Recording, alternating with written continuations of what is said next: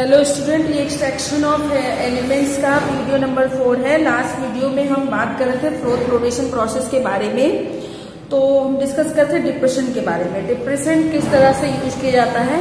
तो डिप्रेशन का यूज होता है एक सल्फाइड, यदि हमारे पास एक सल्फाइड और है जिसका कि हमें कंसंट्रेशन करना है, उसमें इम्प्योरिटी भी सल्फाइड और है। कहने का मतलब ये कि दो सल्फाइड और में से किसी एक सल्फाइड और को अलग करना हो तो डिप्रेसेंट का यूज किया जाता है। तो डिप्रेसेंट का यूज कहाँ पर होता है? It is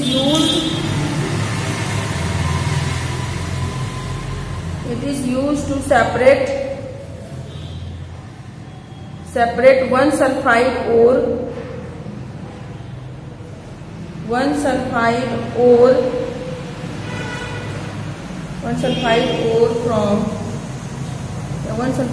to another sulphide और। एक सल्फाइड और को दूसरे सल्फाइड और से अलग करने में डिप्रेसेंट का यूज किया जाता है। जैसे अब डिप्रेसेंट के रूप में किसका यूज करते हैं? एग्जाम्पल देख लें।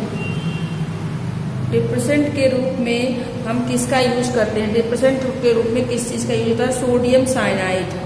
Sodium cyanide used as depressant, एक को डिप्रेस कर देता है। डिप्रेसेंट के रूप में इसका यूज होता है। अब जैसे कि हम ले लेते हैं, जैसे हमारे पास है लेड सल्फाइड और जिंक सल्फाइड का मिक्सचर है। इसमें से किसी एक को सेपरेट करना, कोई एक हमारा अयस्क है, दूसरी इम्प्योरिटी है, तो सोडियम साइनाइड जो होता है वो जिंक सल्फाइड के साथ मिक्स हो जाता है।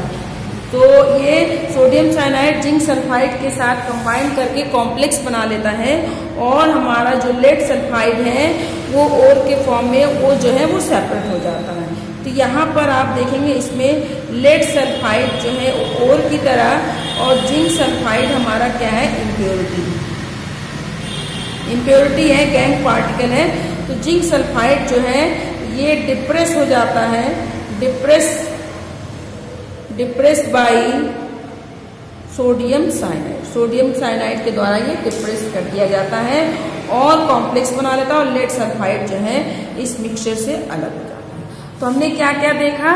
फ्लोथर। देखिए इसमें क्या क्या चाहिए? फ्लोथ फ्लोटेशन प्रोसेस में हमको क्या क्या चीजें चाहिए? सबसे पहले एक टैंक चाहिए, उसमें हम वाटर डाल देंगे।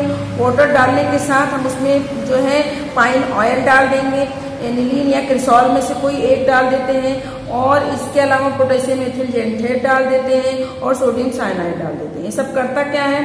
आप देखिए जो फ्लोथ फ्लोटेशन प्रोसेस है उसमें फ्लोथर क्या करता है? फ्लोथ डेवलप करता है। फ्लोथ स्टेबलाइजर फ्लोथ को सामान्य रखता है। कलेक्टर क्या करता है? ये पोटेशियम एथिल जेंथेट यूज होता है सल्फाइड और को कलेक्ट करने के लिए। डिप्रेसेंट क्या करता है? डिप्रेसेंट का यूज हम तब करेंगे जब दो हमारे मिक्सचर में दोनों ही सल्फाइड हो। तो एक सल्फाइड और को दूसरे सल्फाइड और से, ये ऑलवेज नहीं यूज होगा, तभी यूज होगा जबकि इम्प्योरिटी और दोनों ही जो है सल्फाइड। अब हम देखेंगे प्रोसीजर कि हम फ्लोथ फ्लोटेशन प्रोसेस में हो क्या रहा है। फ्लोथ फ्लोटेशन प्रोसेस में क्या क्या चीजें होती हैं? सबसे पहले कि फ्लोथ फ्लोटेशन प्रोसेस में हमें क्या क्या चीजें चाहिए? तो सबसे पहले हमें फ्लोथ फ्लोटेशन में हमको क्या चाहिए? पाउडर ओर चाहिए, पाउडर ओर, और क्या चाहिए? Powder ore plus water.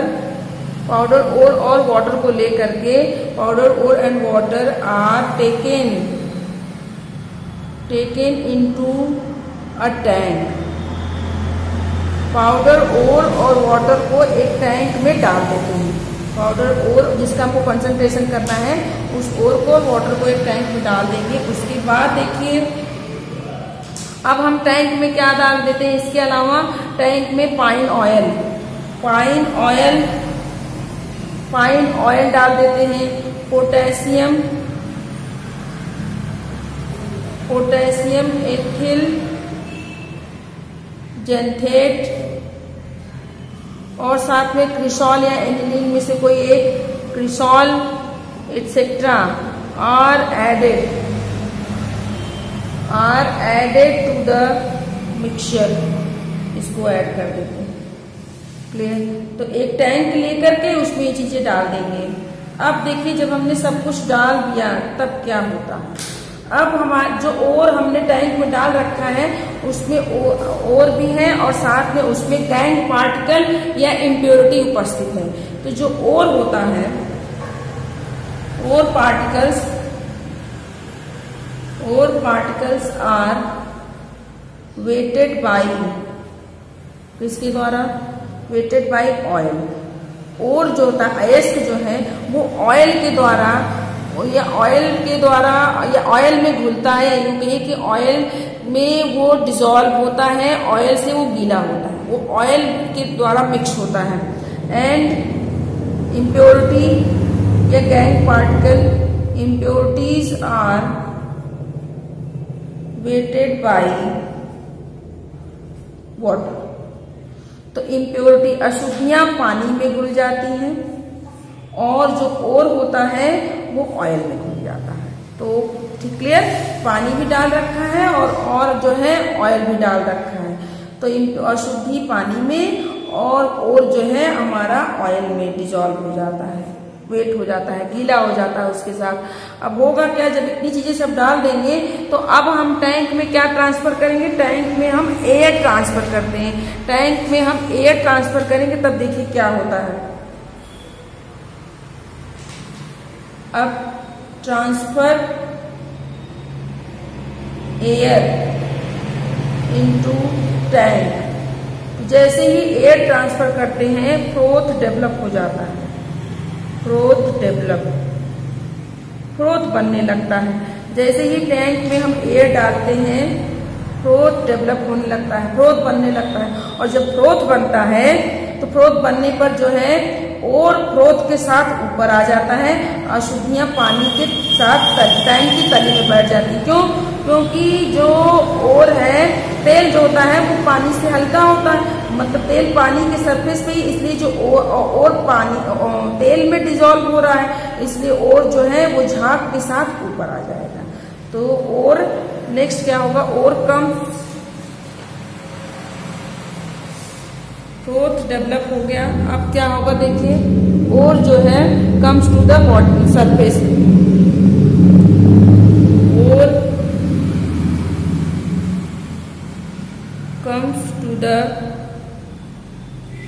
surface of tank, or comes to the surface of tank with froth, froth के साथ, झाग के साथ, और जो है वो टैंक के सरफेस पे आ जाता है। आगे क्या होगा, impurities are collect at the bottom of tank, tank के बॉटम में कलेक्ट हो जाता है। इम्प्योरिटी टैंक के बॉटम में कलेक्ट हो जाता है। क्लियर? अब जब झाग के साथ और ऊपर आ गया तो अब हम झाग को क्या करेंगे, किसी दूसरे टैंक में कलेक्ट कर लेंगे। तो झाग क्या होगा, झाग को हम जो है वो दूसरे टैंक में कलेक्ट कर लेते हैं। तो द फोम या froth foams, the foam of surface या the foam at surface transfer to other tank, दूसरे टैंक में। It is washed washed with water and finally collect ore particles, और लास्ट में हम और पार्टिकल्स को कलेक्ट कर लेते हैं। जो फोम बना है उसको किसी दूसरे टैंक में ट्रांसफर कर लेते हैं और पानी से धुलते हैं, तो लास्ट में हमें क्या मिल जाता है, ओर पार्टिकल, कंसंट्रेटेड ओर हमें मिल जाता। तो अब हम इसको डायग्राम से देखेंगे। फ्रोथ फ्लोटेशन प्रोसेस इंपॉर्टेंट है, एग्जाम में अक्सर पूछा जाता है, और इसको हम कॉपर धातु के निष्कर्षण में हम फिर से पढ़ेंगे। देखिए एक हमारे पास टैंक है, जो हमने कहा वही स्टेप बाय स्टेप हम करेंगे। पहले हमने एक टैंक लिया, अब टैंक लेने के बाद हम एक चीज और, टैंक में एक रोटेटर लगा हुआ होता है, टैंक में एक रोटेटर लगा हुआ होता है जिसके रोटेट करने से ही फ्रोथ डेवलप होता है। टैंक में एक रोटेटर लगा हुआ है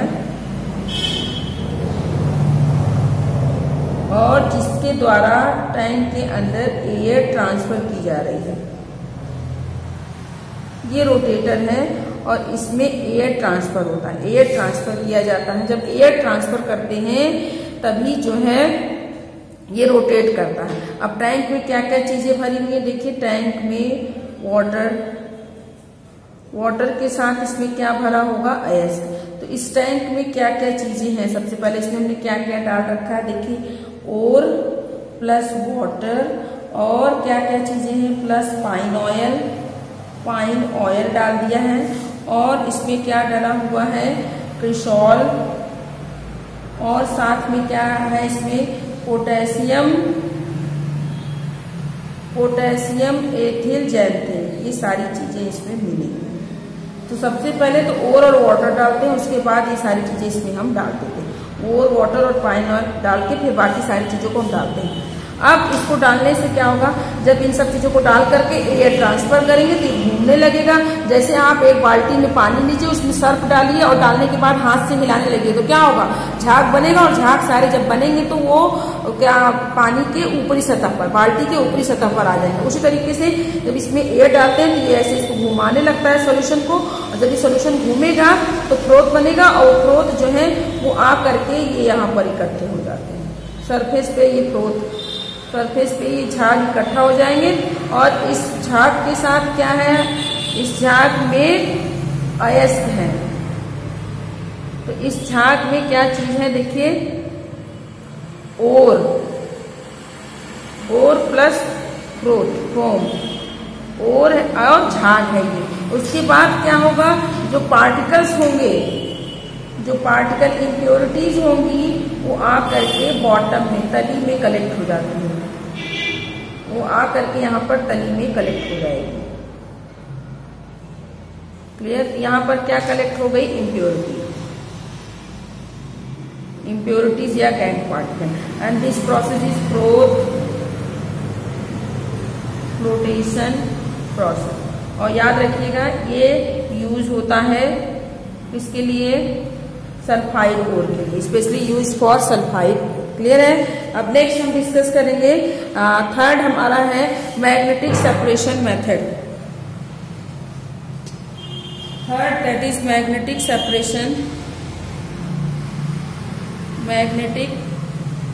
सेपरेशन मेथड, या इसी को बोलते हैं चुंबकीय पृथक्करण विधि। तो मैग्नेटिक सेपरेशन विधि के द्वारा अयस्क का सांद्रण कैसे किया जाता है, या इसमें किसका सांद्रण होता है। तो मैग्नेटिक सेपरेशन विधि के द्वारा उन्हीं अयस्क का सांद्रण होगा जिसमें या तो अयस्क या अशुद्धियों और या इम्प्योरिटीज में से कोई एक मैग्नेटिक प्रॉपर्टी के साथ होगा। By magnetic separation method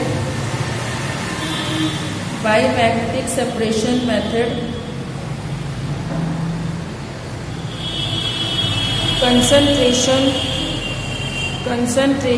of only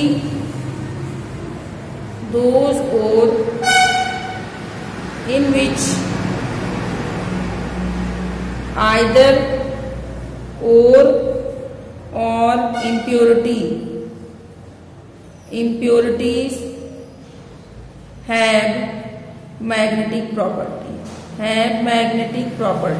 दोनों में से किसी एक के पास मैग्नेटिक प्रॉपर्टी होगा तभी हम इसमें यूज करेंगे। क्यों? क्योंकि इस प्रोसेस में जिस इंस्ट्रूमेंट का यूज करते हैं उसमें मैग्नेटिक रोलर लगा हुआ होता है, तो मैग्नेटिक प्रॉपर्टी की वजह से ही हम उसको सेपरेट कर पाते हैं। अब जैसे एग्जांपल में देख लें, एग्जांपल में हम इसमें किसका यूज, जैसे हाइड्रोलिक वॉशिंग में ऑक्साइड ओर का था और फ्लोट पोटेशियम में सल्फाइड ओर का था, तो यहाँ पर हम किसका यूज करते हैं, इस प्रोसेस में किसका यूज हो रहा है, दैट इज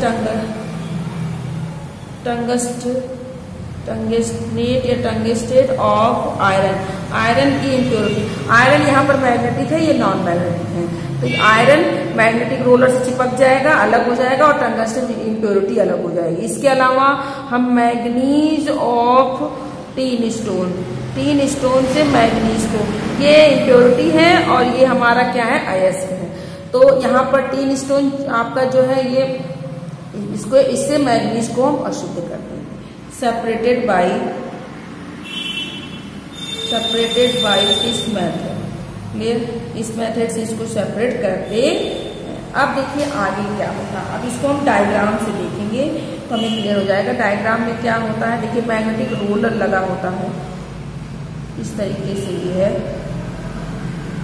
ये दो रोलर है हमारे पास, एक मैग्नेटिक रोलर है और एक नॉन मैग्नेटिक रोलर है, और इसके ऊपर एक टीप फनल है। फनल में हम जो है अयस्क को डाल करके इस मैग्नेटिक रोलर से डाल रहे हैं। इस मैग्नेटिक रोलर से यहाँ पर अयस्क है, अयस्क को इस मैग्नेटिक रोलर से फ्लो कराते हैं, इस मैग्नेटिक रोलर पर ट्रांसफर करते हैं। आप देखिए ये क्या है, ये मैग्नेटिक है, दो रोलर लगे हुए, ये मैग्नेटिक रोलर है, और ये क्या है, नॉन मैग्नेटिक है, नॉन मैग्नेटिक रोलर है, नॉन मैग्नेटिक रोलर। चुंबकीय है, ये अचुंबकीय है। जैसे ही इसमें अयस्क को डालते हैं, जिस अयस्क का सांद्रण करना होता है, तो होता क्या है, देखिए उसमें जो मैग्नेटिक पार्ट होगा वो आ करके किसमें कलेक्ट हो जाएगा, वो कलेक्ट हो जाएगा मैग्नेटिक रोलर के पास, और जो नॉन मैग्नेटिक पार्ट है वो आ करके मैग्नेटिक रोलर से दूर कलेक्ट हो जाता है। क्लियर, इस तरीके से। तो ये क्या हो गया, दैट इज मैग्नेटिक पार्ट। ये क्या है हमारा मैग्नेटिक पार्ट। अब वो मैग्नेटिक भाग जो है, चुंबकीय भाग, अयस्क भी हो सकता है, इम्प्योरिटी भी हो सकती है। ये क्या है आपका नॉन मैग्नेटिक, बस और कुछ नहीं करना है इसमें, नॉन मैग्नेटिक पार्ट चुंबकीय। तो रोलर पर अयस्क को डाल देना, जिस अयस्क का सांद्रण करना है। यहाँ पर आने के बाद मैग्नेटिक रोलर के पास जैसे ही आएगा, उसमें जो भाग चुंबकीय होगा वो चुंबकीय रोलर की तरफ कलेक्ट हो जाएगा, और जो अचुंबकीय होगा वो उससे दूर कलेक्ट हो जाएगा। क्लियर, बस इतना ही करते हैं मैग्नेटिक सेपरेशन मेथड। आगे नेक्स्ट आ जाएगी। नेक्स्ट हमारा क्या है, that is leaching process. Third process है, sorry last and fourth process है सेपरेशन कंसंट्रेशन ऑफ ओर का, दैट इज लीचिंग।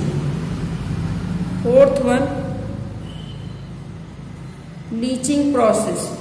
तो ये एक प्रकार का केमिकल मेथड है। ये क्या है देखेंगे, it is a chemical method of concentration of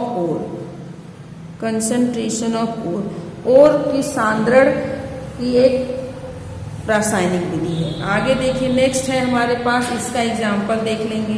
इसके द्वारा किन धातुओं का सांद्रण किया जाता है, तो एल्यूमिनियम है, गोल्ड है या सिल्वर है। इनमें से इन धातुओं का सांद्रण जो है लीचिंग प्रोसेस से करते हैं। इसमें से हम किसी एक को डिस्कस करेंगे, तो हम ले रहे हैं एल्यूमिनियम को, जैसे leaching of alumina from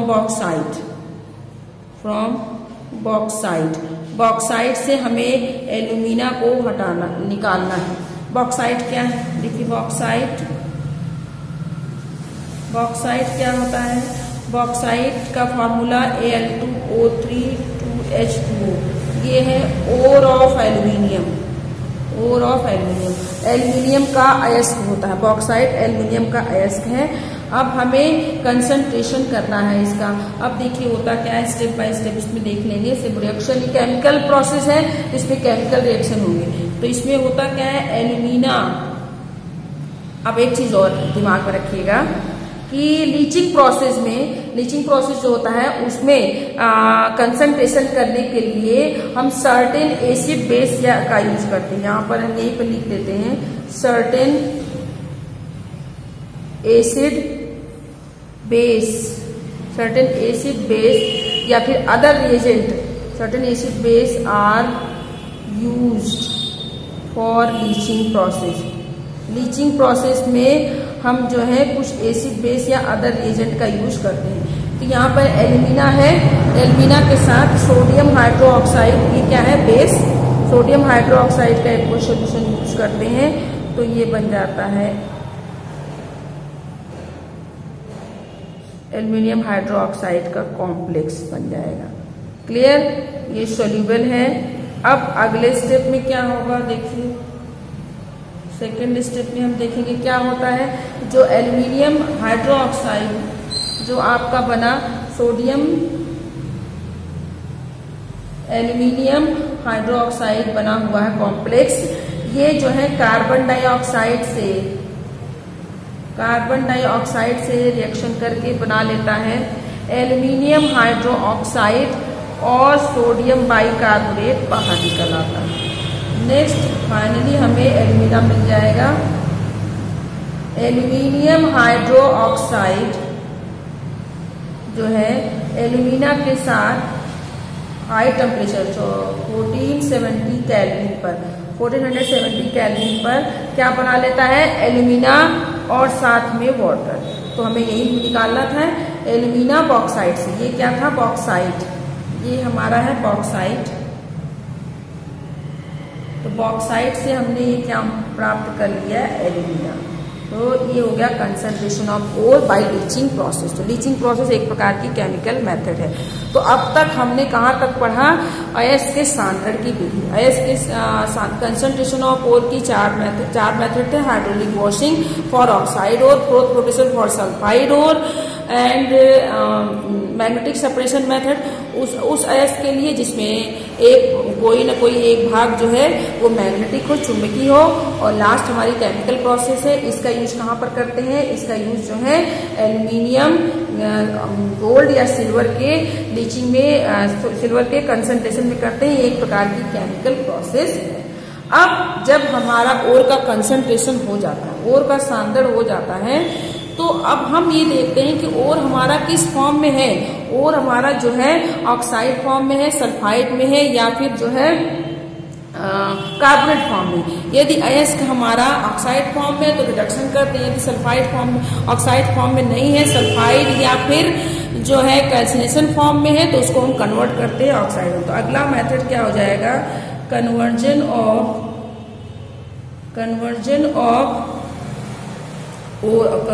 of concentrated ore into oxide ore. अब हम ऑक्साइड कंसंट्रेटेड ओर को सांद्रण के बाद जो अयस्क प्राप्त हुआ उसको हम ऑक्साइड ओर में कन्वर्ट करते हैं। इसको हम नेक्स्ट वीडियो में डिस्कस करेंगे।